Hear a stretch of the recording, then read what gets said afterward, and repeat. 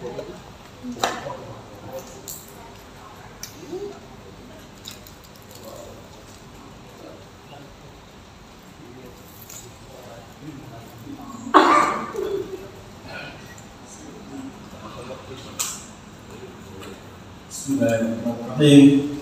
Assalamualaikum warahmatullahi wabarakatuh.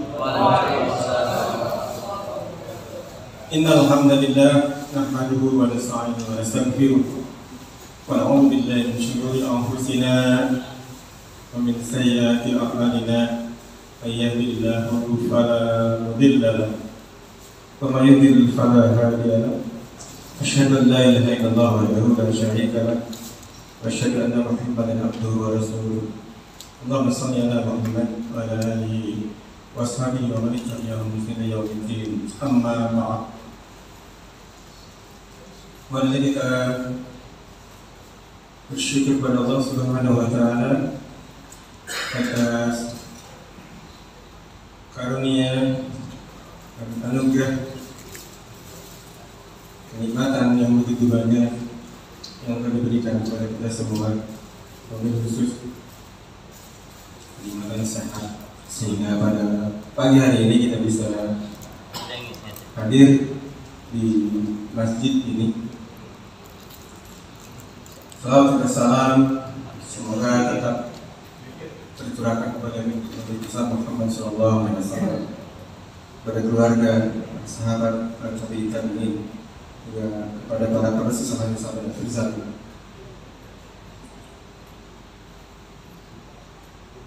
Syekhuna Al-Mukarram Al-Ustaz Fatur Rahman Asrufat, Ketua IKAD Surabaya, yang terhormat Ketua DPP Juleha Jatim yang diwakili oleh Ustaz Irawan dan tim, yang kami hormati para ustaz, para kiai, para aktivis dakwah, bapak-bapak dan ibu-ibu sekalian, peserta training Juleha. Namanya cantik, Juleha, perempuan, juru sembelih halal. Nama ini yang dulu di awal pembentukan Juleha, saya diskusi dengan teman-teman dan Mas Imam Fauzi. Mas Imam, namanya kok cewek sih itu? Mana kan yang pemotong-pemotong jaga-jaga itu laki-laki semua. Bu, jangan Juleha namanya. Ya Mas, katanya. Ya, yang cowok keren ini Bapak, jubisan. Oh, mau jubisan man?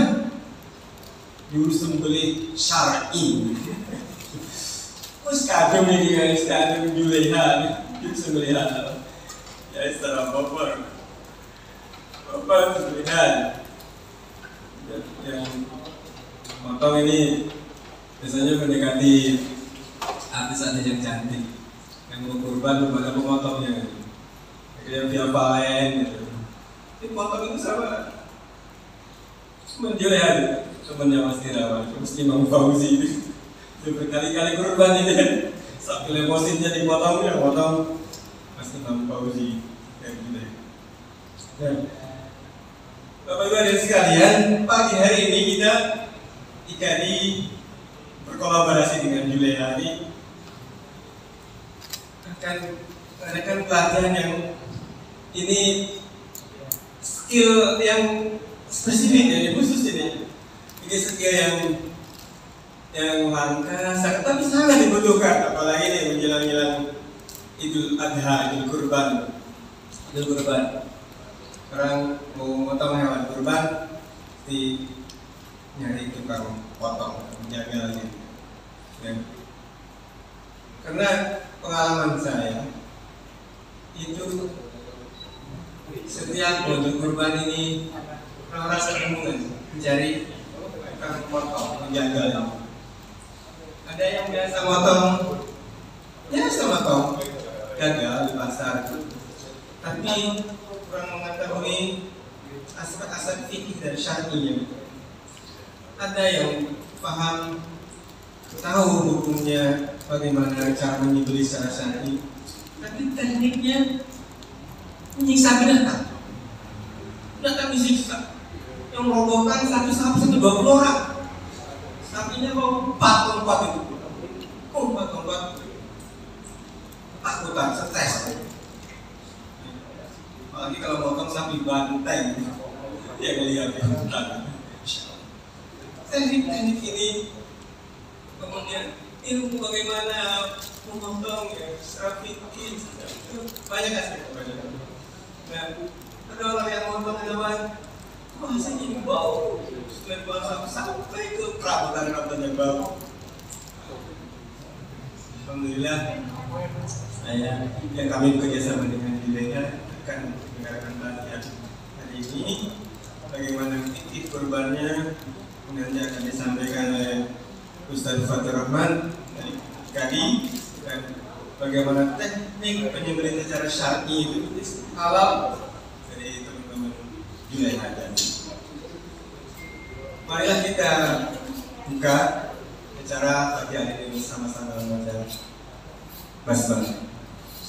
Bismillahirrahmanirrahim. Untuk selanjutnya membacakan ayat-ayat suci Al-Quran oleh Ustaz Hanafi. Bismillah.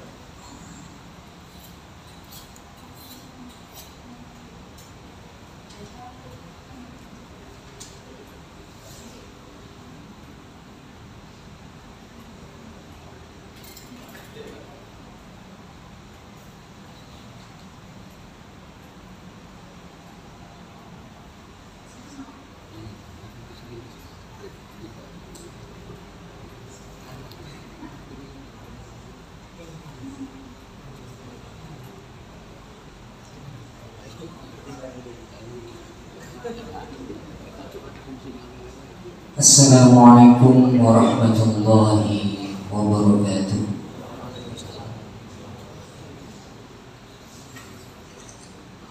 A'udzu billahi minasy syaithanir rajim. Bismillahirrahmanirrahim.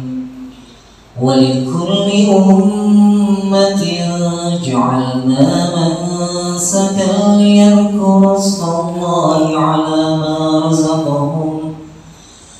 Walikulli ummatin ja'alna mansakan liyadhkuru ismallahi 'ala ma razaqahum min bahimatil an'am. فإلهكم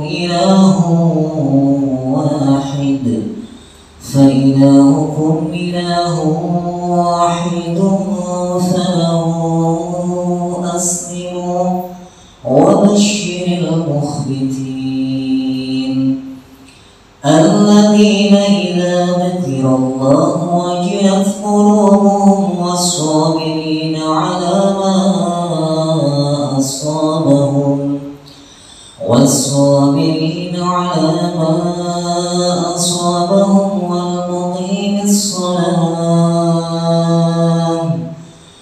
والمقيم الصلاة ومما رزقناهم ينفقون والبدن جعلناها لكم من شعائر الله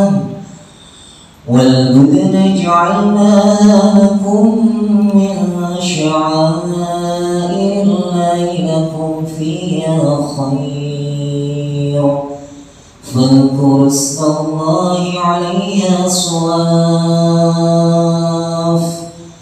فإذا وجبت جنوبها فكلوا منها وأطعموا القانع والمعتر كذلك سخرناها لكم لعلكم تشكرون لن ينال الله لحومها ولا دماؤها ولكن يناله التقوى منكم كذلك سخرنا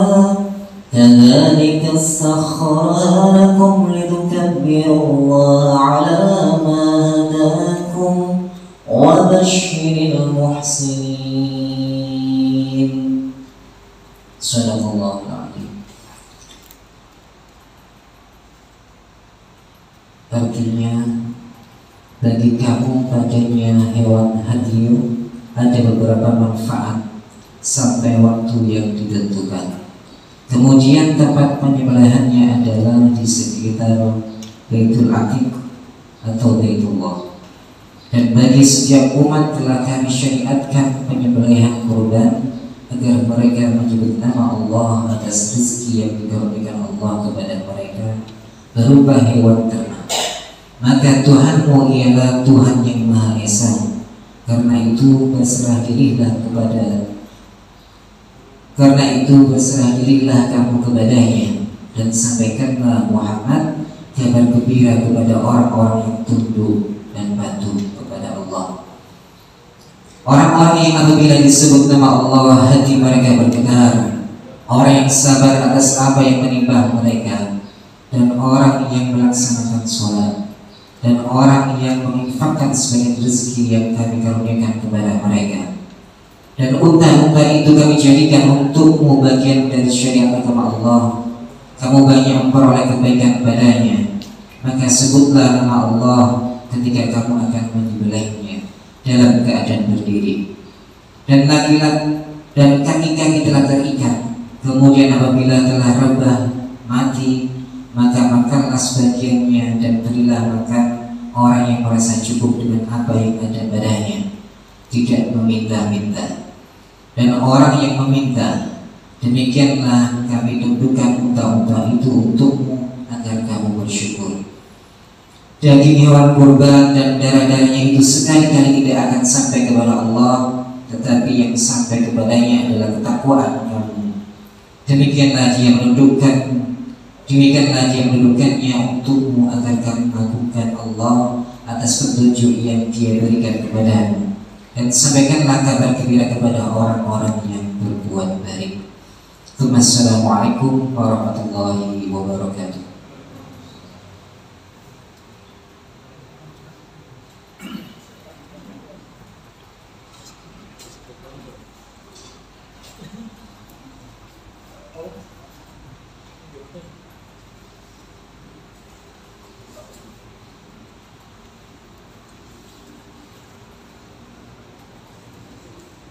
Terima kasih kepada Ustaz Hanafi. Kemudian acara ini dan lancar sampai selesai ini. Alhamdulillah. Selamat datang kepada peserta yang baru. Ini tidak tersangka juga kita peserta dibatasi tadi cuma 20 orang. Ini ada yang mendaftar 200 orang. Yang mau daftar yang sudah mendapat 30 orang ini. Ya, alhamdulillah. Saya juga. Ya. Baik, para peserta training Juleha yang kami hormati, kita akan lanjutkan. Berikutnya adalah sambutan dari Ketua DKI Surabaya sekaligus disambung ke materi pertama dan narasumbernya beliau tentang fikih kurban. Insya Allah para bisa siap kalau dengan fikih kurban itu yang terpenting. Sampai potong lupa menyebut Allah baru dapat semal. Karena kagetnya sambil ngamuk langsung sedapatnya dipotong yang besar ini. Ada yang pernah mengalami pengalaman memotong sapinya kamu? Ada? Ada yang sudah pernah? Belum pernah ya? Masya Allah, coba kalau ada sapi kurban yang ngamuk. Saya berkali-kali itu menghadapi sapi ngamuk.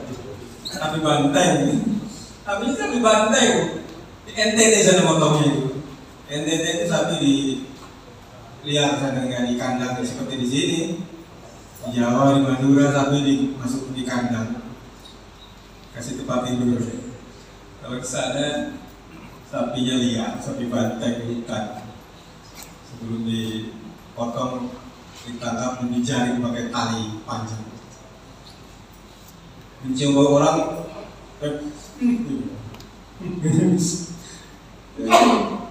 memerlukan keahlian tersendiri untuk merobohkan sapi. Dengan tetap syar'i, tidak disiksa. Alhamdulillah kalau saya potong di NTT, potong di Timor Leste, tim-tim juga begitu sapinya sama. Ya, mari kita ikuti pelatihan ini. Nanti teknik-teknik bagaimana secara syar'i kita akan ikuti dalam pelatihan ini. Kepada Al Ustaz Fatur Rahman Mas Ruhan, kami persilakan. Tafadhal mashkuran.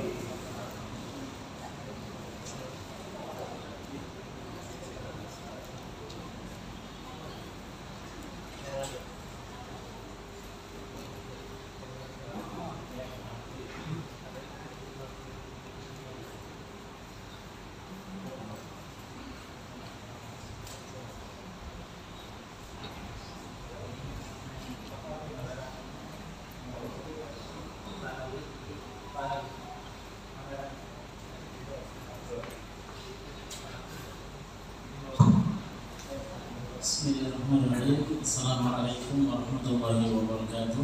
Waalaikumsalam warahmatullahi wabarakatuh. Alhamdulillah, nahmaduhu wa nasta'inuhu wa nastaghfiruh wa na'udzu billahi min shururi anfusina wa min sayyiati a'malina. May yahdihillahu fala mudilla lahu wa may yudlil fala hadiya lahu. أشهد أن لا إله إلا الله وحده لا شريك له وأشهد أن محمدا عبده ورسوله لا نبي بعده.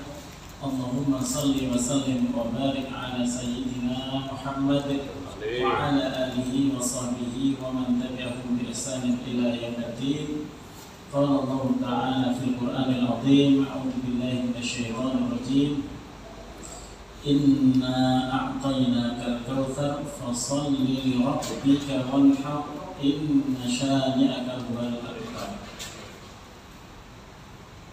Para asatidzah semuanya, ikhwah sekalian yang dimuliakan Allah, pada Ustaz Iraman yang nanti akan secara teknis membimbing kita.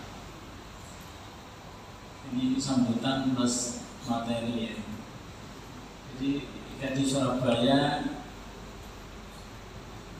ketika rapat terakhir sekitar 1 minggu ya sebelum acara ini, tiba-tiba memutuskan yuk kita mengadakan pelatihan penyembelihan bersama dengan Mbak Juleha. Mbak Juleha, alhamdulillah ya, ini yang daftar banyak sebenarnya, tapi kita batasi karena satu tenaga. Jadi secara prinsipnya ini memberikan edukasi terhadap kita semuanya bahwa ini adalah ibadah tahunan yang berpahala besar. Sampai Rasulullah dalam riwayat sahih itu afdhalu ayyamid dunya ayyamul ashr, dan a'dhamu al-ayyam indallah yaumun nahar. Ada 2 hadis ya, bahwa afdalu ayyamid dunya, hari-hari yang paling afdal itu adalah ayyamul ashr, yaitu 10 hari pertama bulan Dzulhijjah. Dari 10 hari pertama bulan Dzulhijjah, yang paling a'dham itu adalah Yaumun Nahar, tanggal 10 Dzulhijjah. hari terakhir. Jadi dari tanggal 1 sampai tanggal 10 itu hari yang terbaik. Dan yang paling terbaik, itu adalah Yaumun Nahar tanggal 10 Dzulhijjah, yang di situ ada mengalirkan darah karena Allah Subhanahu wa taala. Fasholli li rabbika wanhar. Ini kita jangan sampai ketinggalan, karena di lapangan terjadi banyak penyimpangan dalam penyembelihan atau dalam pembelian hewan dan lain sebagainya. Ini sangat bermanfaat kalau seandainya kita coba untuk menyelenggarakan itu. Dan alhamdulillah sambutannya antusias dari masjid-masjid, bahkan tidak hanya dari Surabaya, ada ikhwah kita yang mudah-mudahan Allah memberikan ilmu yang manfaat nanti pulang ke Jember ya. Ada juga yang dari mana tadi? Saya luar Surabaya. Ada yang dari Blitar. Ini kalau kapasitasnya baru besar bisa seluruh Indonesia datang. Bukan apa-apa, tujuan kita adalah agar kesalahan-kesalahan itu tidak terjadi lagi. Apalagi membutuhkan biaya yang kadang besar, gitu. Yang dikumpulkan kadang nyicil gitu ya, bayar-bayar, atau sekarang ada istilah takuba ya, tabungan Idul Adha, korban ya, tabungan korban, takuba. Hanya banyak apa ya? Itu ada di Masjid Ar-Rahmah Surabaya, Perak. Boleh, nggak apa-apa. Jadi nitip duit ya 1 tahun, insya Allah kalau cuma kambing 1 aja lewat. Gitu ya. Jadi prinsipnya jika di Surabaya tidak mau ketinggalan momen-momen kebaikan itu. Makanya kemudian dengan gerak cepat. Tadi saya ngobrol dengan Ustaz Irawan, harusnya juga memanggil dari dinas peternakan. Yes. Sebagai edukasi juga, mereka juga punya tanggung jawab edukasi ya, tentang masalah hewan itu. Insya Allah untuk kedepannya nanti persiapannya lebih bagus dengan pembicara atau apa yang namanya ya, acara yang lebih lengkap lah. Al-Akbar juga menyelenggarakan.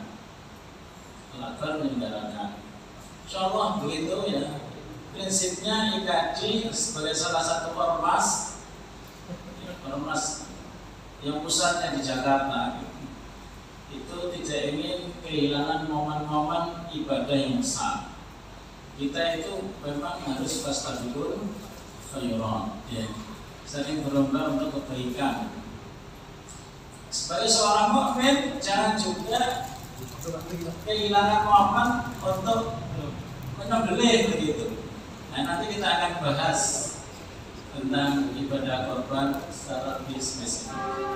Ini antara materi dan sambutan nyampur aja ya, sendiri-sendiri.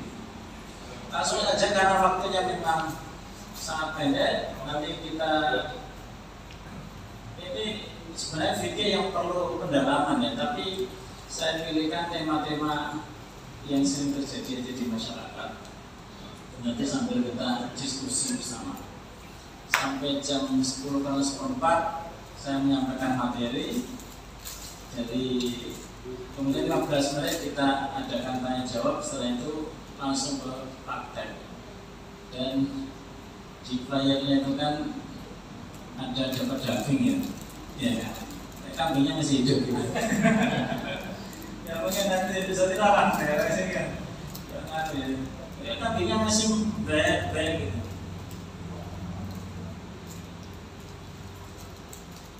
Jamaah sekalian rahimahullah, kenapa ini mukadimahnya? Kenapa kita harus sangat perhatian kepada 10 hari pertama bulan Dzulhijjah?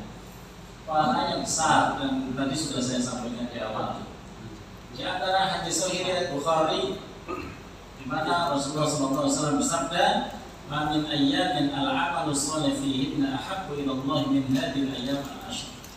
Tidak ada amalan yang dilakukan pada hari-hari yang kita lalui ini yang lebih dicintai Allah melebihi 10 hari pertama bulan Dzulhijjah.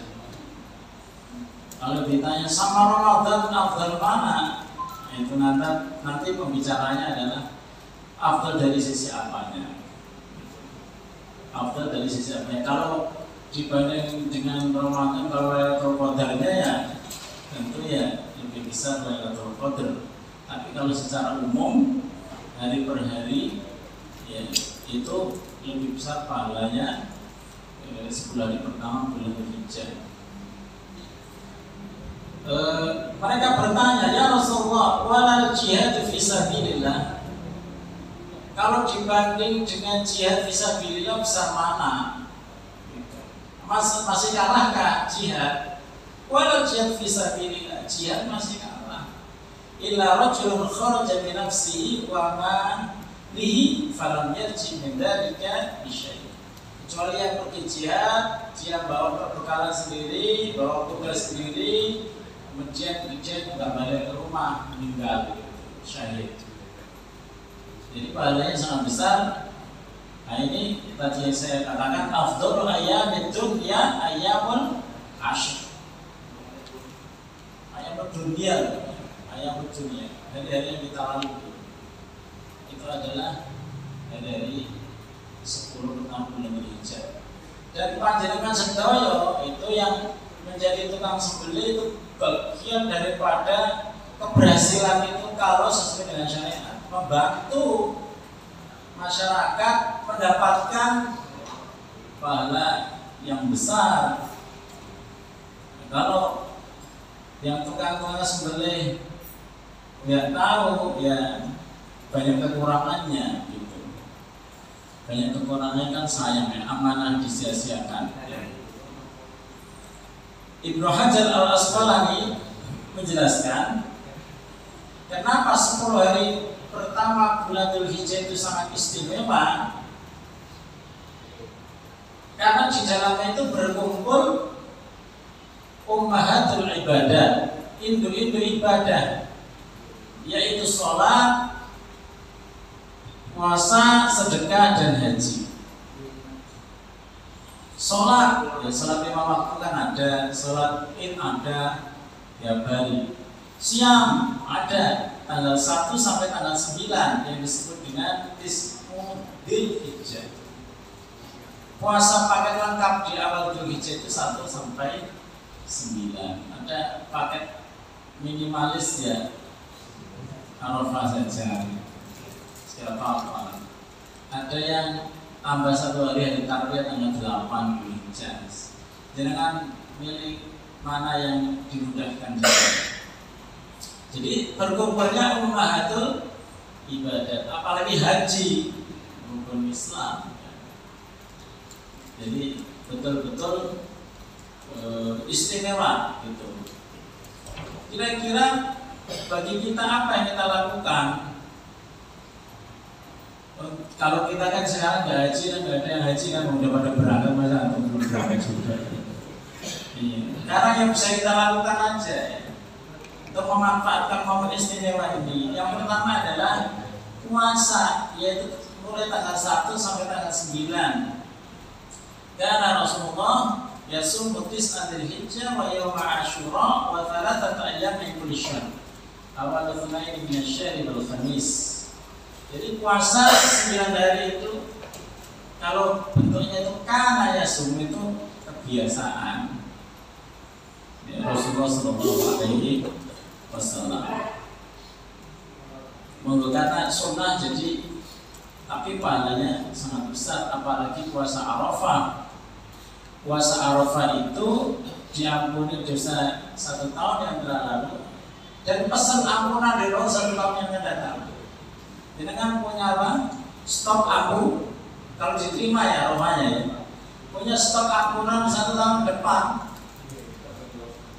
Tapi jangan kemudian, wah saya punya ampunan maksiat aja, dan gitu. Justru para sahabat yang sudah dijamin masuk surga, dan yang mematahkan lagi ya, yang mematahkan lagi pendapat bahwa kambing itu yang paling afdal adalah lafal fasholli li rabbika wanhar. Wanhar nahara yang haru itu untuk onta. Loh, untuk onta. Kalau kambing sama sapi itu tidak bahaya. Itu yang semua kan dapat. Fasholli li rabbika wanhar. Itu senang dengan milih apa nih? Soalnya orang sing nakalan Pak. Yang belanya kambing tapi mintanya daging sapi loh, ya apa sampean ini? Jalur yang sama sampean. Panitia itu nggak punya apa-apa Pak. Panitia itu tugas membagikan aja. Jadi kalau jangan sampai minta-minta, apalagi minta tuh ada limosin, tolong ya, ambilin dari limosin. Bilang panitia, kamu minta izin sama yang punya limosin itu.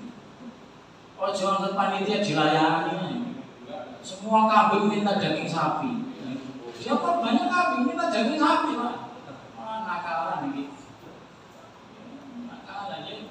Kalau mau ya seperti itu.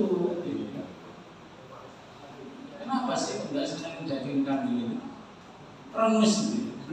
Bau kambing gitu. Kolesterol. Jadi tidak kolesterol. Tapi kan jalur sapi. Kayaknya pesanan istrinya. Nanti kita daging sapi, kita lebih senang daging sapi. Kemudian yang keempat, berkorban satu hewan atas nama seluruh anggota keluarga. Sampai Imam Asy-Syaukani itu menjelaskan, walaupun anggota keluarganya itu 100 lebih, tapi yang punya menafkahi itu 1 orang. Itu kambing 1 sudah cukup. Kalau mau lebih banyak lagi ya langsung sapi kalau punya duit. Tapi kalau kambing saja sudah cukup. Dan tidak harus jantan. Orang itu kan kalau akikoh atau punya dana sedikit, ya udah sesuaikan aja. Cukup umur yang penting hewannya betina itu lebih murah. Di sini mungkin ada yang agen-agen penjual hewan di sini yang siap-siap memasarkan. Nggak apa-apa, jangan iklan nggak apa-apa. Kita semua butuh pada hari ini. Ikannya juga melayani, jadi melayani penjualan. Ya silakan kalau mau pesen. Tanya ke siapa ya ini? Ustaz Adi. Kalau kambing 1 untuk seluruh anggota keluarga juga, apalagi sapi. Nah itu yang perlu dipahami ya. Biasanya dilihat dari sisi, para ulama melihat dari sisi siapa yang bisa dimasukkan ke 1 orang itu, yaitu al-musakanah. Biasanya itu 1 tempat, 1 atap ya. Kemudian kedua an-nafaqah, yang nafkah yang paling kembali. Kemudian yang ketiga itu al-furqah, kedekatan nasab. Kedekatan nasab itu yang menjadi pertimbangan ya.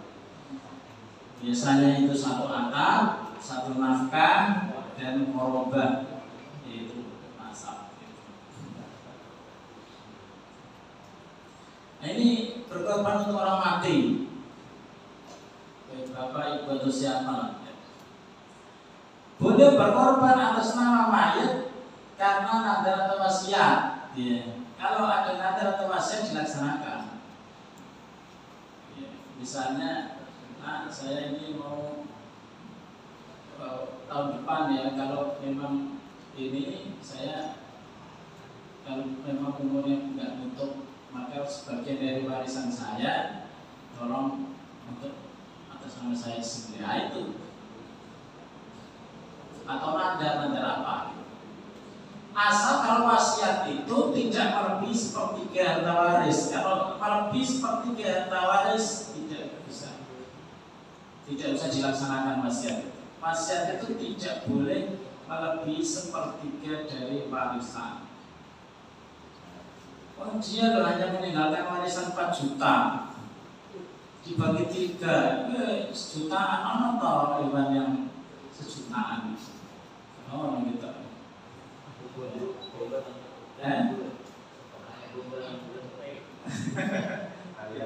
Ya susah gitu. Ya susah. Jadi di sini ada pernyataan ini Mausu'ah al-Fiqhiyah al-Kuwaitiyah itu biasa menjadi rujukan para ulama dan disusun level negara, Pak. Disusun level negara. Jadi luar biasa hebatnya. Dan menjadi rujukan para ulama bahwa apabila mayat bermaksiat maka kesepakatan ulama boleh. Apalagi nadar, kalau nadar itu malah lebih wajib lagi harus ditunaikan itu datang kepada Allah Subhanahu wa Ta'ala. Yang keenam, boleh berkorban atas nama mayat bersama orang hidup. Jadi dia itu disebutkan bersama orang yang masih hidup. Si fulan punya ayah yang sudah meninggal, tidak ada wasiat, tidak ada nadar. Kemudian saya berkorban, ya Allah, ini adalah dari saya dan dari bapak saya yang sudah meninggal. Itu sepakat ulama boleh. Ini kita ada sepakat-sepakatnya. Sepakat boleh. Yang berbeda pendapat itu kalau khusus mayit. Jadi mayit sendirian, nggak ada nadar, nggak ada wasiat, tapi tiba-tiba ada, wah saya ingin limosin satu untuk ayah saya meninggal, untuk ayahnya saya meninggal.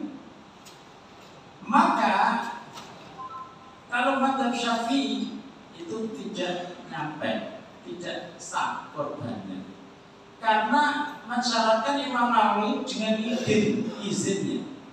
Kalau nadar sama wasiat kan izin juga, tidak dapat izin. Tapi kalau mayat di kuburan, minta izinnya bagaimana? Datang ke kuburan kan, gimana caranya dapat izin? Susah.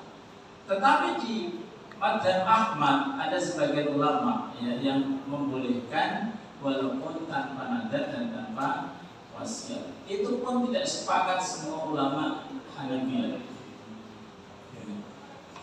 Mayoritas ulama mengatakan kalau khusus mayat itu debatable. Makanya daripada disembelihkan sendiri lebih baik ditaruh satu orang yang masih hidup itu dari kerabatnya itu.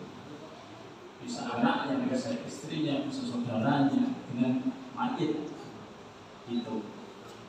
Itu lebih aman karena itu sepakat boleh.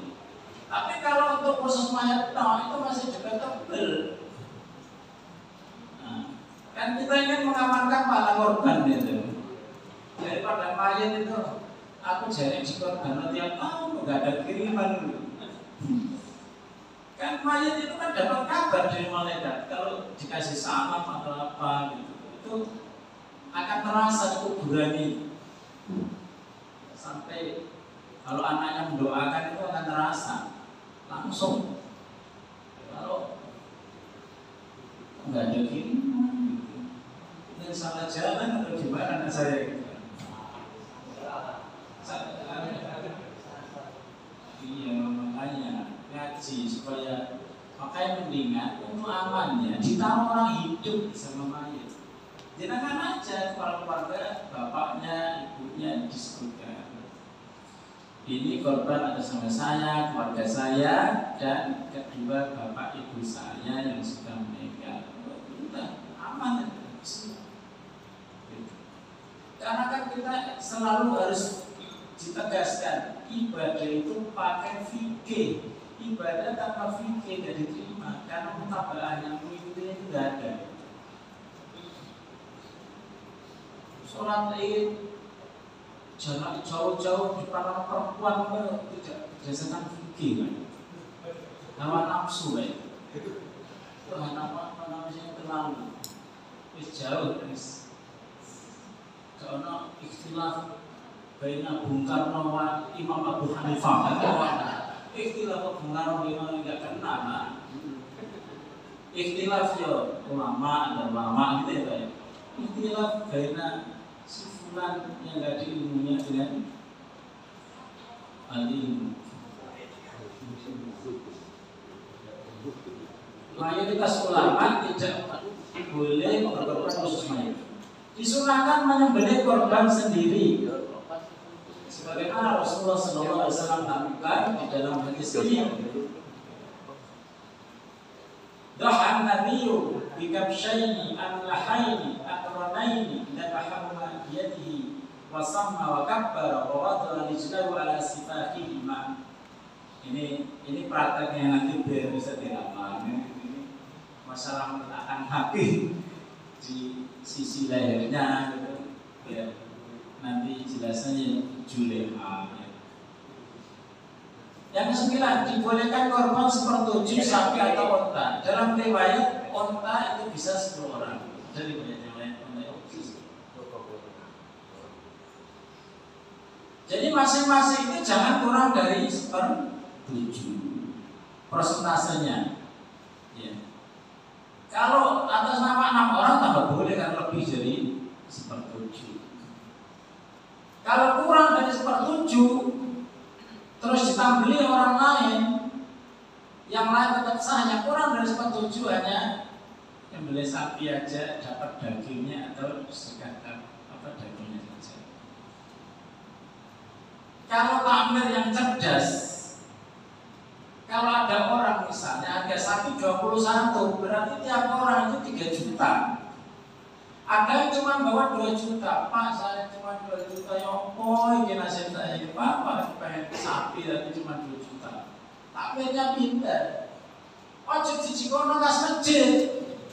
Kas masjid itu untuk operasional masjid dan tidak ada orang yang memasukkan ke kota itu kecuali dengan niat bantu masjid, bukan untuk menolong para korban yang punah.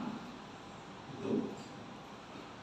Apa yang akan dilakukan? Yang dilakukan adalah melobi 6 yang sudah bayar.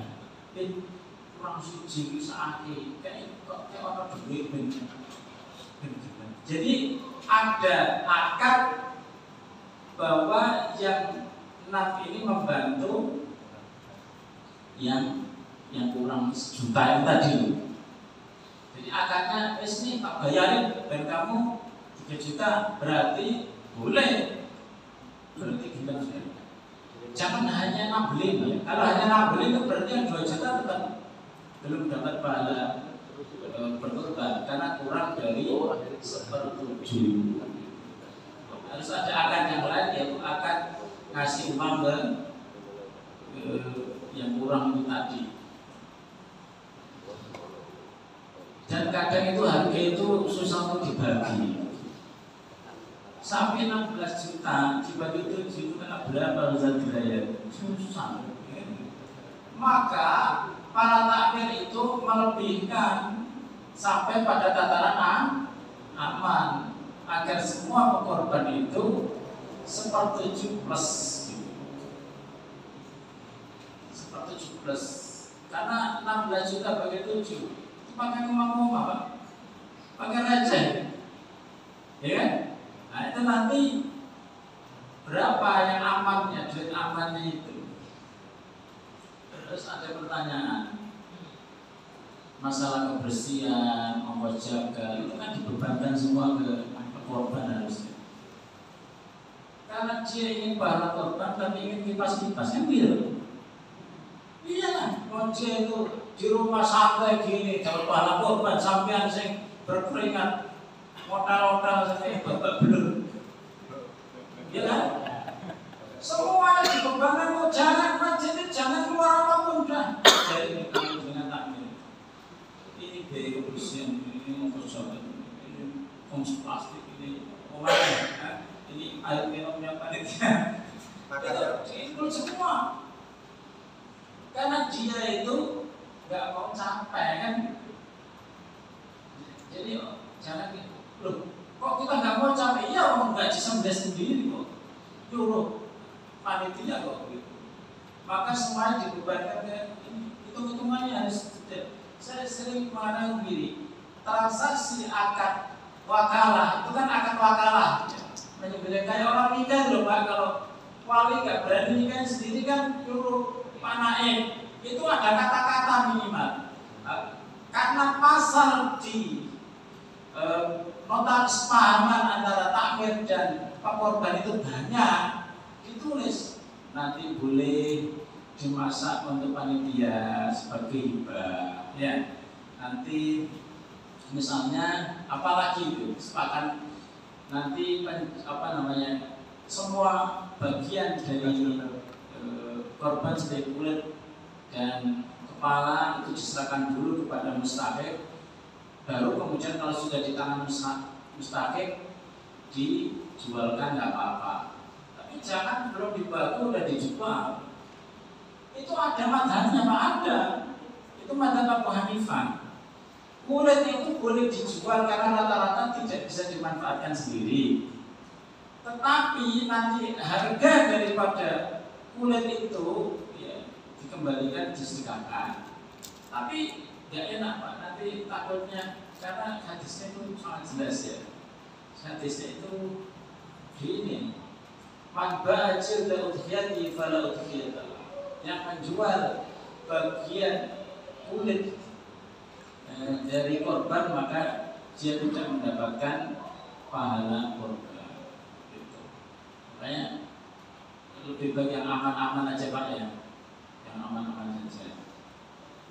Nah ini Imam Nawawi dalam kitab Al-Majmu' menjelaskan ya, kalau seandainya ada yang kurang dari misalnya 3 juta gitu, maka tidak mempengaruhi keabsahan orang-orang yang sisanya, tetap sah.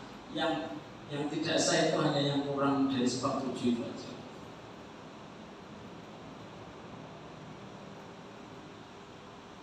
Ibnu Qudamah juga begitu.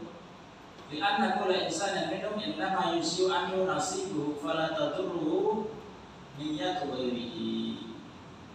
Jadi masing-masing. Bahkan para ulama kalau ada orang-orang muslim mau ikut bagaimana? Itu 47 Pak. Itu para ulama tetap sah rata-rata. Fatwa-fatwanya tetap sah. Fatwa itu juga sah. Tapi kalau menurut saya seru beli sendiri aja. Beli sendiri aja. Supaya lebih amannya itu dia seru beli sendiri atau gimana begitu. Boleh berkorban betina sebagaimana dalam hadis wala yadurru qur'anan kunna am inatha.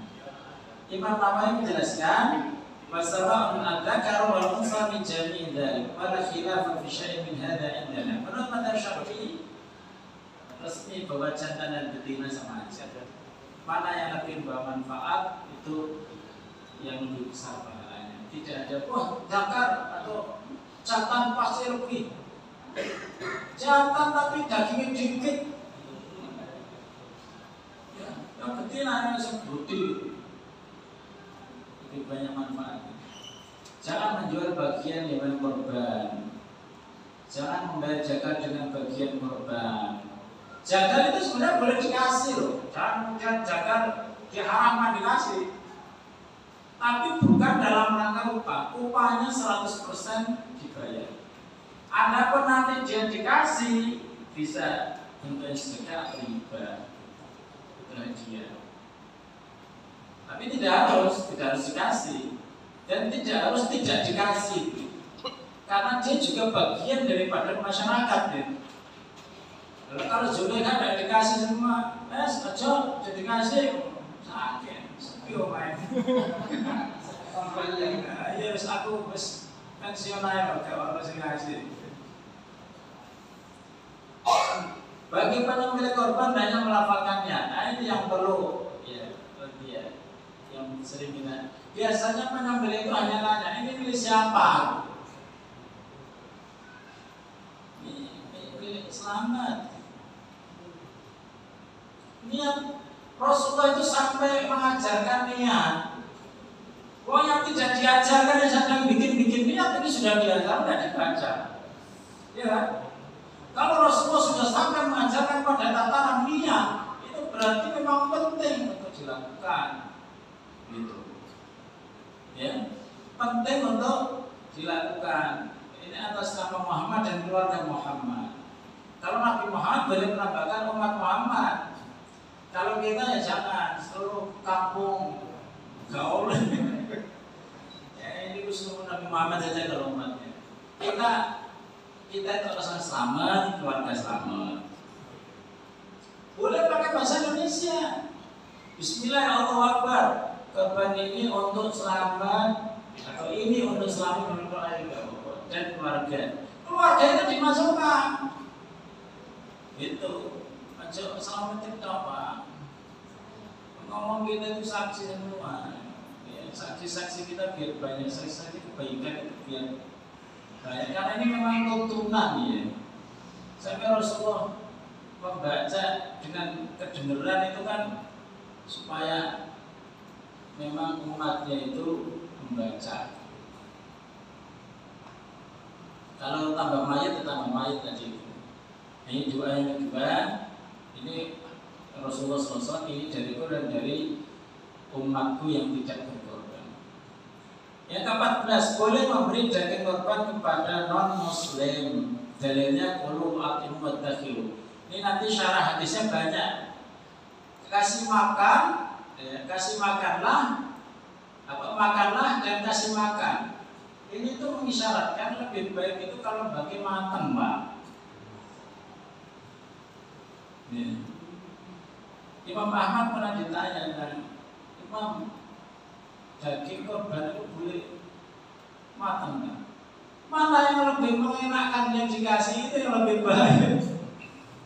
Jadi kan kepengen daging mentah dan ini matang Pak yang dikasih. Sehingga salah satu caranya dagingnya adalah chef-chef yang terkenal kan Idul Adha libur itu Pak. Yang Muslim dipanggil minta masak ke masyarakat ini loh, kamu berkhidmat gitu loh, kamu minta masak. Apalagi kalau yang masak itu Chef Juna, akhwat ya, ngumpul kabeh. Ya. Chef Juna kan ya Pak, yang terkenal TV gitu Pak, artis ini. Jadi bantu, ayo bantu aja masak. Nanti tinggal masyarakat berapa, panci gitu. Ayo. Enak. Tinggal ngangkat di rumah ya Pak Sari ya. Tinggal ngangkat 1 kilo, panci loh. Bukan tambah balung loh ya, bukan tambah tulang, daging. Itu. Kemudian ketiga wadakhiru, simpanlah. Simpannya ini untuk apa? Simpan itu bisa untuk makan sendiri, bisa untuk diajarkan kepada orang lain. Bisa diajarkan kepada orang lain, untuk non-muslim, hadiah untuk merekatkan hubungan, menjaga hubungan baik, bagus. Nah, ini nanti ya mas sekalian rahimakumullah, makanya semakin terbaik kita memberikan. Kalau bisa lagi banyak terbaik lagi. Atau bikin yang terbaik Pak. Kalau mengantarkan daging itu ke rumah-rumah, nggak usah disuruh datang. Kita kan ini khidmat untuk orang-orang yang kita sedekahi ya Pak. Jangan membiasakan kalau bersedekah mudah, gitu loh. Apalagi sampai difoto, dijadikan baliho.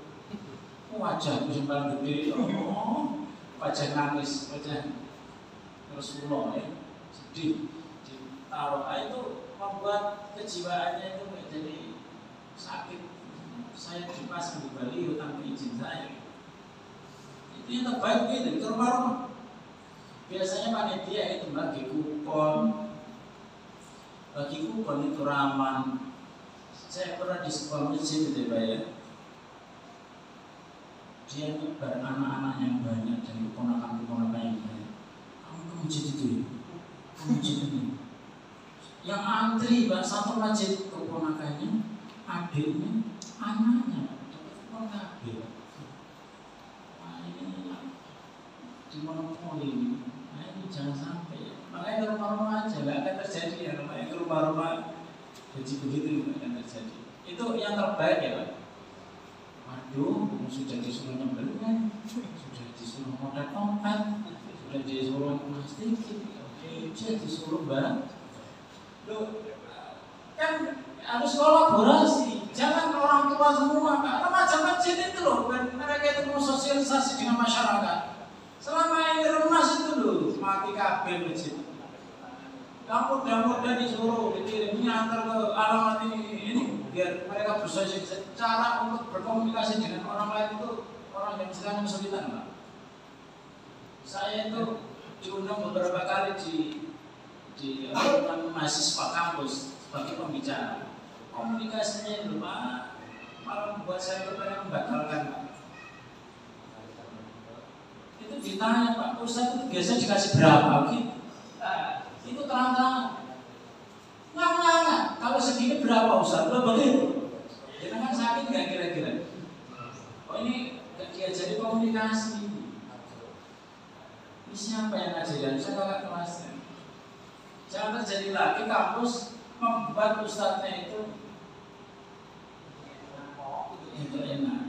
enak banget, Pak. Nanti kalau disebutkan kok banyak repot ini mahasiswa ini. Itu tata cara berkomunikasi, nah itu harus dilatih, terutama yang suka kamu jenermas sudah baca mesin itu. Biar mereka bagi joget berkomunikasi, diajari berkomunikasi dengan orang. Nah, sudah tuntas ya. Sampai di sini aja dan sudah habis waktunya. Untuk mengenai nanti hewan dan kayak apa biar dari Julia sesuai dengan jamnya saya sudahi. Alhamdulillah wa astagfirullahaladzim. Kalau ada yang ingin disampaikan, ingin ditanyakan, saya persilakan. Saya dua aja. Tadi tentang ada pengorban yang katakanlah semuanya 3 juta, yang satu katakanlah 2,5 juta. Tapi di pengajian lain dikatakan bahwa itu dibolehkan selama 2,5 juta itu seharga 1 kambing sehingga memenuhi untuk korban. Tadi kan Ustaz menyarankan melobi kepada 6 orang yang lain. Itu pertanyaan saya pertama. Jadi apakah 2,5 juta itu katakanlah untuk seekor kambing itu memenuhi sehingga kita nggak perlu ngopi-ngopi gitu. Pertanyaan kedua adalah tadi Ustaz menyebutkan Imam Ahmad lebih baik kalau daging korban itu matang, diteri gitu ya. Nah, kalau begitu bolehkah kita berkorban lewat usaha-usaha UKM yang ini apa? Akeko. Kita bilang sama perusahaan Akeko itu, saya korban ini, saya nggak Akeko, tapi niat korban supaya matang tadi itu. Itu aja Ustaz. Terima kasih. Saya tidak Akeko, tapi sudah matang. Istilahnya jenengan karena supaya dimasakin gitu. Dimasakin tapi niatnya korban. Saya pertanyaan saya kan, apakah ini persyaratan hewan korban dan akeko itu sama gitu loh? Terima kasih. Yang pertama, apakah sah atau tidak sahnya itu berdasarkan masyarakat dan tidak? Tidak didasarkan pada sama korban atau tidak, tapi 1/7 dari hewan yang dimaksud itu. Biasanya kan sudah definitif ya harganya ya. Misalnya 21 berarti 3 juta. Sapinya juga sudah definitif. Nanti harga sapi yang 3 juta. Bukan hitung-hitungan sendiri. Saya loh sudah 2,5 berarti kan sudah seharga kambing. Ya kalau begitu ya beli kambing aja, jangan 1/7 yang masih kurang. Karena yang dihitung itu adalah 1/7-nya ya, persentase dari harga sapi. Bahkan kadang nggak tahu ya sekarang kalau 15 juta, 16 juta itu berapa itu satu orang? Berapa? Yang pintar 2,3. Ya? 2,3. Nah itu malah kurang dari 2,5. Tapi ada sapi yang sudah cukup umur yang harga segitu. Walaupun badannya agak kecil ya, dagingnya juga berapa kilo. Tapi itu sudah sah walaupun hanya membayar 1/7 2,3. Jadi bukan dihitung dengan harga kambing ya.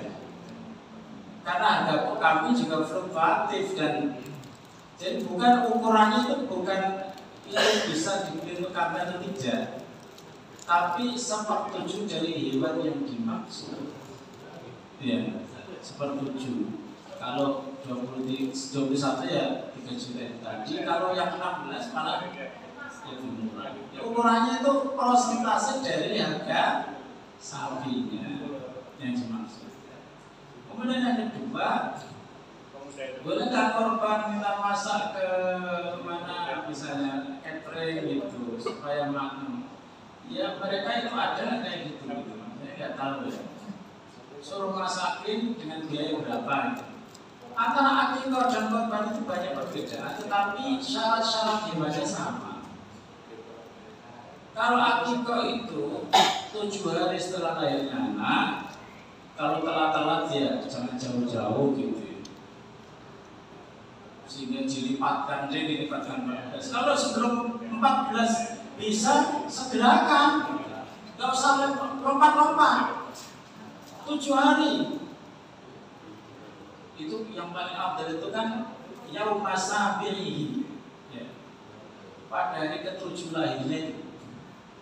Kalau misalnya pada hari ke-8 baru bisa, ya 8 nggak usah nunggu 14, nunggu tambah lagi, itu sudah telat itu, semakin jauh dari waktu afdalnya. Karena memang waktu apa ya, waktu afdaliyahnya itu adalah tanggal 7. Kalau lewat ya jangan jauh-jauh, pakai dilipatkan segala, nggak usah pakai dilipatkan. Ya. Kalau memang nggak punya ya, namanya juga sunnah. Sedangkan korban itu Dzulhijjah bisa atau di Pasno kayak gitu ya. Bisa tanggal 9 apa 10, 11, 12, 13. Itu waktunya itu waktu yang sudah ditentukan di dalam. Kalau memang mau ya mau bukan 5 matang, saya pengen 3 matang. Mau nggak disepakati pengurus masjid saja mana yang terbaik. Tapi kalau semangatnya masjid semakin banyak hewan semakin asyik gitu ya kan gitu ya. Masjid itu kan semakin banyak hewan semakin asyik. Gimana mau rencana masak kalau semakin banyak tenaganya gitu ya. Lemak kan. Tapi boleh kok dimasak besoknya, tapi nyembelihnya setengah 10 nggak apa-apa. Ya. Tidak harus masaknya itu tanggal 10. Pembagian daging itu tidak terkait dengan waktu ya. Karena itu bonus sedekah kambing setelah daging setelah disembelih itu tidak mengenal batas waktu. Makanya ada disuruh menyimpan itu ya lama, namanya menyimpan masa sebentar. Lama gitu. Istighfar itu lama menyimpan. Nah, makanya kalau mau masak-masak pembagiannya ditunda pada hari kedua ketiga karena harus masak satu kampung ya sudah serah. Ya, sudah serah. Tapi kan para korban sudah dapat itu pada hari ke-10 hari yang banyak waktu. Saya kira seperti itu ya. Maaf Ustaz, mempertegas melanjut pertanyaan tadi karena terkait dengan yang sudah termanfaatkan. Jadi banyak masalah memang terkait dengan kesan yang nampak adalah gampang ke. Masjid memang seneng korbannya banyak, tapi wegah ngurusi sing jenenge kulit, wegah ngurusi jenenge babat usus. Sampai-sampai wis sapa sing gelem kuwarepe sapa? Gitu loh. Padahal sebenarnya kan ada kalimat itu sedekahkan dan simpankan. Nah, karena tadi terkait bahwa yang penting adalah hari hanya penyembelih dan simpankannya itu, apakah tidak mungkin? Karena sebenarnya yang disayangkan dari pengurus takmir masjid ini kurangnya sinergi. Sayang sekali kita masih melihat ada masjid-masjid yang kekurangan hewan kurban, satu sisi berlebih-lebih. Apalagi misalnya berkorban masjid di komplek perumahan misalnya. Lah sing didom-dom iki lak wis melenger kabing dah, kasarnya kayak gitu. Kayak gitu. Apakah enggak cukup misalnya sekedarnya ibaratnya dikasih setengah kiloan aja harus cukup lah. Nah sisanya ini inisiatif dari takmir. Kalau tidak mampu untuk melakukan pembagian dengan masjid yang lain, ya konsep simpanlah tadi. Toh itu bisa dijalankan dengan memasak, dipakai untuk kemudian Jumat berkah. Alangkah indahnya kalau setiap Jumat itu ada makan, disediakan makan berasal dari daging kurban itu gitu. Toh ini kaitannya dengan tidak ada batasan waktu setelah membagikan. Maksudnya saya katakan tidak ada batas waktu sehingga terus batal itu enggak ya. Tetapi memang tetap fastabiqul khairat ya. Mana yang cepat dilakukan distribusinya supaya rezeki itu istilahnya amanah tertunaikan. Jangan ditunda-tunda memang. Nah, jangan kebaikan itu jangan ditunda-tunda. Saya yakin di antara kita itu ada yang ingin di kulkas. Tahun kemarin masih ada daging yang belum apa-apa. Maksudnya daging kambing. Dolim. Jadi memang perlu ya sinergi kolaborasi. Tapi memang seandainya nih korbannya kebanyakan, misalnya Baitul Hikmah menerima 1.000 daging korban, waduh, lalu berbagi dengan masjid sebelah. Tapi yang perlu diperhatikan itu tadi ya, waktu sholat dan penyembelihan, ya, disembelih setelah sholat. Karena banyak yang berbeda, ada yang hari Rabu, ada yang hari Kamis. Mudah-mudahan sama hari Rabu ya, tapi kayaknya berbeda. Jadi perlu diperhatikan bahwa tetap penyembelihnya itu adalah setelah yang punya korban itu sholat. Dipastikan itu. Karena kalau disembelih sebelum sholat sama saja disembelih untuk makan saja. Terakhir. Terima kasih atas waktunya. Tindak lanjuti yang sampaikan Ustaz tadi bahwasanya kalau kita ngurus hewan kurban yang pakungan itu kan kita pastikan dulu harga sapi. Tapi kebiasaan kita juga seperti itu, Pak. Jadi kebiasaan kita itu kita patok tahun ini iuran sapi 3.750.000. Iya. Nah, setelah kita dapat sekitar katakan 21 orang, berarti kan kita cari sapi 3. Itu ya panitia yang ditunjuk itu cari-cari sendiri. Jadi kalau itu sudah kita pastikan dari harga 3 sapi itu kita rompel. Jadi 3 itu berapa harganya itu aja. Enggak ini sekian enggak. Tapi ini berapa baru kita tawar. Jadi harganya enggak pasti. Jadi langsung 370 nah itu. Jadi kan kadang ada agak sedikit kecil, ada sedikit besar. Ya. Itu bagaimana Ustaz? Terus yang sisanya itu ya tadi Ustaz ya, namanya orang kesana kemari untuk makan. Kita cari sapi, ada warung sate, kita nyakit dulu. Tapi uangnya pakai itu Ustaz. Bensinnya ya. Bensinnya. Terima kasih Ustaz. Ya.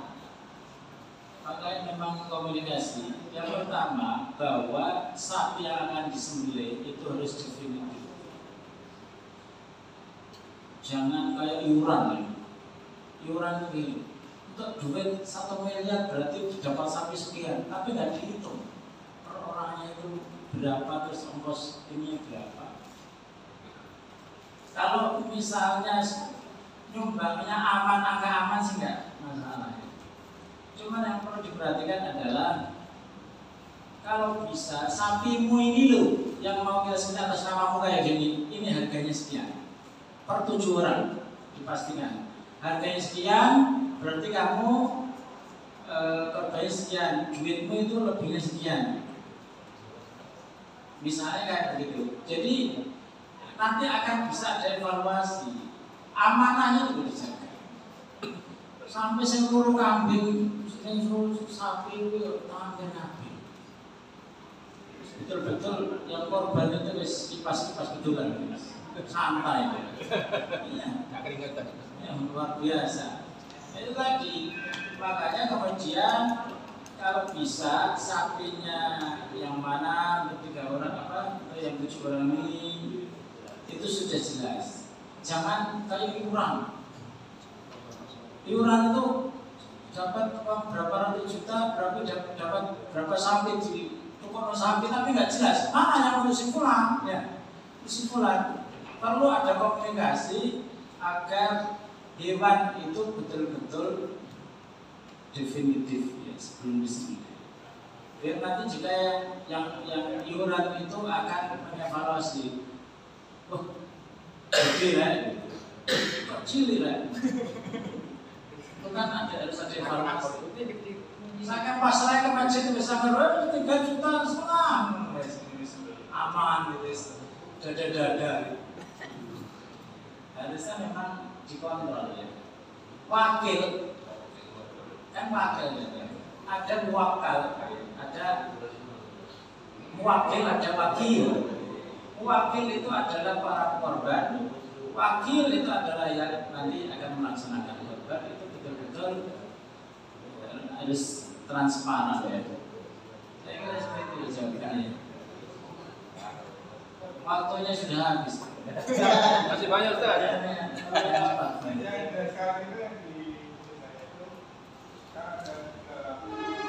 Yang bukan tiga patungan sapi, lalu cuma yang sapi tiga itu harus 5. Lalu dengan itu uang yang dikumpulkan, kamu berikan sapi yang seharga 3 orang, 3 sapi. Gimana tadi saya kan ada 7, 14 tambah 5 orang. Jadi yang ini nggak ada 41. Tapi nanti uang yang dikumpulkan diberikan pada dengan sapi. ketemu 3 sapi, harusnya 1 sapi. Saya cuma 2 sapi. Ketemu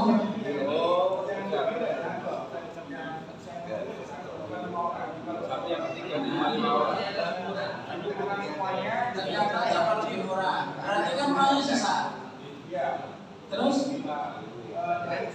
dibelikan sapi lagi. Berarti beli seharusnya beli 1 dapat 2. Oh dapat 3. Itu bonusnya gimana? Itu dikomunikasikan sama yang iuran itu. Iya. Dikomunikasikan bahwa segala yang berkaitan dengan hak yang mewakilkan itu harus transparan, ada laporannya. Ini sapi ini gimana nih? Di atas namakan siapa lagi? Gitu. Kan enak kalau dipakai. Oh iya, saya dapat 7 lagi ya. Kalau begitu saya atas namakan, kan enak.